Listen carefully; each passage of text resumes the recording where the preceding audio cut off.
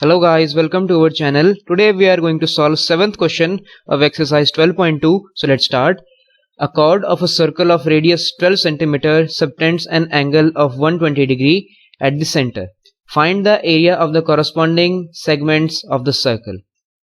तो ये एक सर्कल है जिसका एक सेंटर एंगल है 120 डिग्री का और इसकी रेडियस है 12 सेंटीमीटर्स की. तो हमें इसमें माइनर सेगमेंट का इस सेगमेंट का एरिया निकालना है हमें. तो उसके लिए हमें सबसे पहले पता होना चाहिए इस सेक्टर का एरिया. हम इस सेक्टर के एरिया को निकालेंगे और इस ट्रायंगल के एरिया को निकालेंगे और इन्हें सब्ट्रैक्ट कर देंगे. तो हमारे पास माइनर सेगमेंट का एरिया बचेगा. लेकिन उसके लिए हमें निकालना होगा इस ट्रायंगल का एरिया. और इस ट्रायंगल के एरिया को हम कैसे निकालेंगे तो वो हम यहां पर देखते हैं. सबसे पहले हम यहां पर लिखेंगे गिवन यहां पर हम इनका नाम लिख लेते हैं ओ ए बी. इन्हें हमने सपोज कर लिया ये ओ ए बी ट्राइंगल है. तो हम यहां पर लिखेंगे angle A O B is equal to 120 degrees. ये सेंटर एंगल है जो कि सेंटर पर बन रहा है 120 डिग्री. और यहां पर रेडियस जो कि ओ ए और ओ बी है तो हम यहां पर लिखेंगे O A is equals to 12 centimetre और ओ बी भी इतनी ही है. तो हमें यहां पर निकालना क्या है टू फाइंड. हमें यहां पर निकालना है area of minor segment. Area of minor segment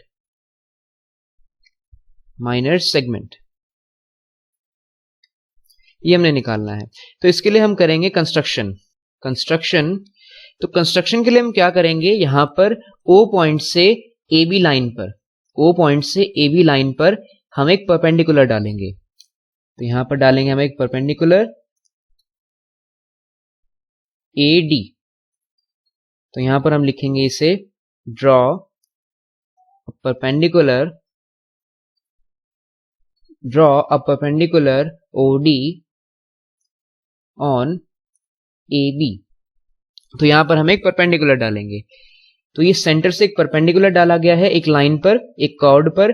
तो ये इक्वल पार्ट्स में डिवाइड हो जाएगी. ये इसे बाइसेक्ट कर देगी. तो A D is equals to D B हो जाएगा यहां पर. तो हम यहां पर लिखेंगे सॉल्यूशन. तो हम यहां पर लिखेंगे in triangle A O B O D is perpendicular to A B by construction. ये कंस्ट्रक्शन से हमारे पास आया. तो जब ये परपेंडिकुलर है तो A D is equal to D B हो जाएगा. क्योंकि सेंटर से जब हम किसी कॉर्ड पर परपेंडिकुलर डालते हैं तो वो उसे बाइसेक्ट कर देता है. तो यहां पर हम लिखेंगे reasons perpendicular from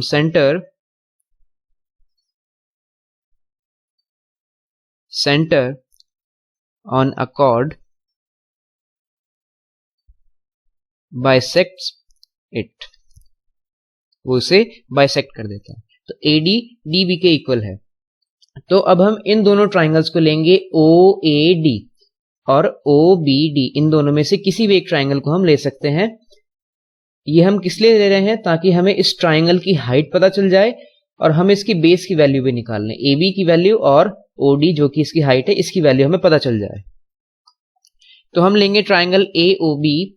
in triangle A O B इसमें हम यूज करेंगे angle sum property. By angle sum property of triangle. तो यहां पर हम लिख सकते हैं angle A O B plus angle O A B plus angle O B A. Angle O B A is equal to 180 degrees. तो ये हम इसे ऐसे लिखेंगे. और ए ओ बी की वैल्यू है 120 डिग्रीज. तो हम इसे यहां पर 120 डिग्रीज लिखेंगे. और ओ ए बी और O B A angle equal होंगे क्योंकि ये सेम रेडियस पर बनने वाले एंगल्स हैं. तो इनकी ऑपोजिट साइड्स भी इक्वल होंगी. इनकी ऑपोजिट साइड्स इक्वल हैं. एक ही सर्कल की रेडियस है तो इसलिए ये इक्वल है. और इक्वल साइड्स के जो ऑपोजिट एंगल्स होते हैं वो भी इक्वल होते हैं. तो हम यहां पर लिखेंगे O A B plus O A B is equal to 180 degree. और यहां पर हम रीजन लिखेंगे OA is equal to OB, therefore angle OAB is equal to angle OBA, और रीजन यहां पर यही आएगा, angles opposite to equal sides are equal. तो यहां पर हम लिखेंगे 2 angle OAB is equal to 180 degree minus 120 degrees. तो OAB की वैल्यू आ जाएगी 60 डिग्रीज बाय 2 और इसकी वैल्यू हो जाएगी 30 डिग्री। तो यानी एंगल OAB और एंगल OBA दोनों 30 डिग्रीज के हैं। तो angle OAB is equal to angle OBA is equal to 30 degrees. ये दोनों 30 डिग्री के हो जाएंगे। अब यहां पर ये 30 डिग्री और ये भी 30 डिग्री। तो अब हम यहां पर ट्रिग्नोमेट्रिक रेशियोज का यूज करके इस साइड इसकी हाइट और इसका बेस दोनों का पता लगा सकते हैं। तो अब हम ट्राइंगल लेंगे OAD। तो हम यहां पर लिखेंगे इन ट्राइंगल OAD। तो OAD ट्राइंगल में हमारे पास है एंगल OAD 30 डिग्रीज का। तो यहां पर हम यूज कर सकते हैं ट्रिग्नोमेट्रिक रेशियोज। तो यहां पर AD की वैल्यू को फाइंड आउट करने के लिए हम यूज करेंगे cos थीटा। तो cos theta is equal to होता है बेस अपॉन हाइपोटेन्यूज। तो यहां पर थीटा हम लेंगे 30 डिग्री, 30 डिग्री इसकी वैल्यू है, और इस एंगल के लिए बेस होगा AD।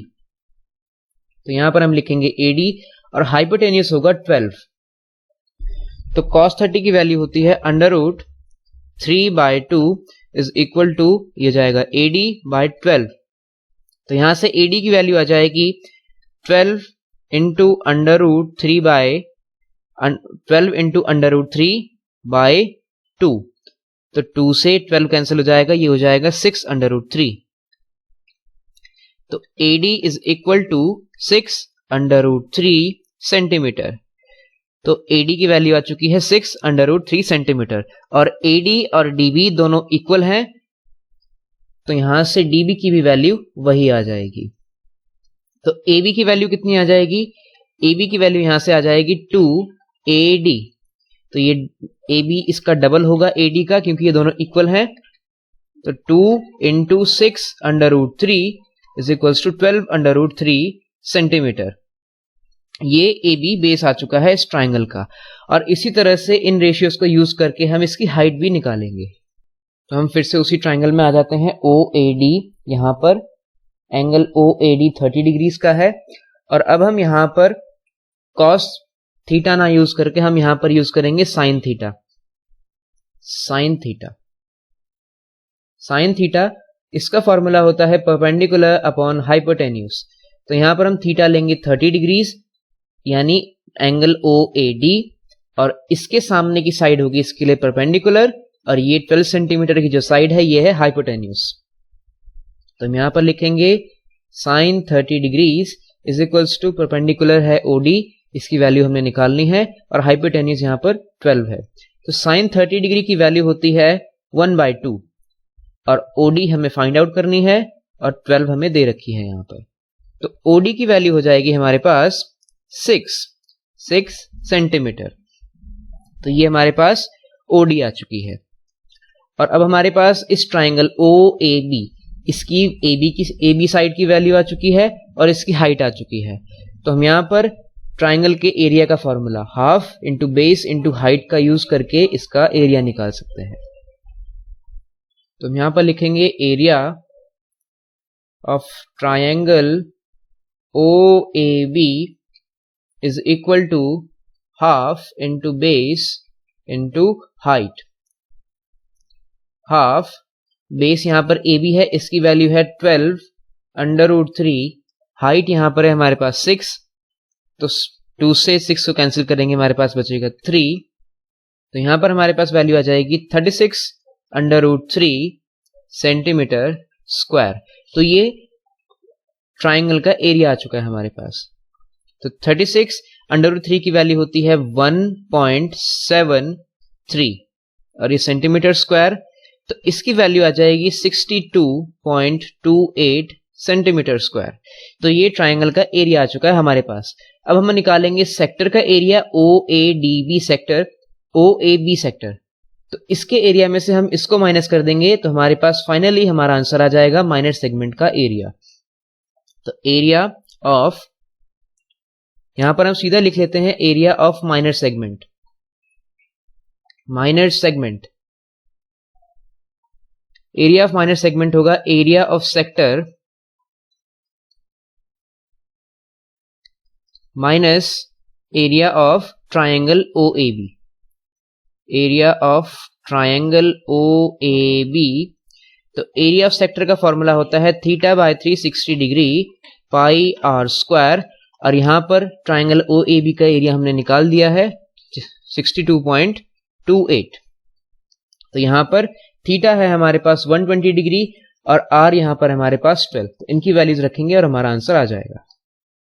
तो इनकी वैल्यूज रखने पर थीटा है हमारे पास 120 डिग्री और यहां पर 360 डिग्री, पाई की वैल्यू हमारे पास है 3.14 और रेडियस है हमारे पास 12, तो इसे हम 2 टाइम्स लिख लेंगे, माइनस 62.28।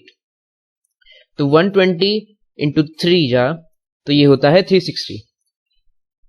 तो ये आ जाएगा हमारे पास 1.1/3 इंटू 3.14 इंटू 12 का स्क्वायर होता है 144 माइनस 62.28।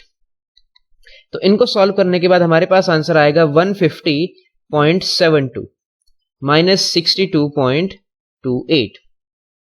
तो इनको सब्ट्रैक्ट करेंगे तो हमारे पास आएगा 88.44 सेंटीमीटर स्क्वायर। तो यही हमारा आंसर है, ये माइनर सेगमेंट का एरिया है। तो इस तरह से ये क्वेश्चन कंप्लीट होता है। सबसे पहले हमने क्या किया, यहाँ पर इस ट्राइंगल में हमने डाला परपेंडिकुलर। तो परपेंडिकुलर डालने से ये बेस, ये कॉर्ड 2 पार्ट्स में डिवाइड हो गई, 2 इक्वल पार्ट्स में डिवाइड हो गई। तो उसके बाद हमने यहाँ पर एंगल सम प्रॉपर्टी से इस एंगल को निकाल लिया और ट्रिग्नोमेट्रिक रेशियोज का यूज करके हमने इस ट्राइंगल की बेस की वैल्यू और इसकी हाइट दोनों को फाइंड आउट कर लिया। इसके बाद हमारे पास बेस और हाइट दोनों थी इस ट्राइंगल की, तो हमने इसका एरिया निकाल लिया। तो हमारे पास ट्राइंगल का भी एरिया है और उसके बाद हमने सेक्टर का भी एरिया निकाल लिया। तो इन दोनों को सब्ट्रैक्ट कर दिया तो हमारे पास ये आंसर आ चुका है। तो इस तरह से ये क्वेश्चन कंप्लीट होता है।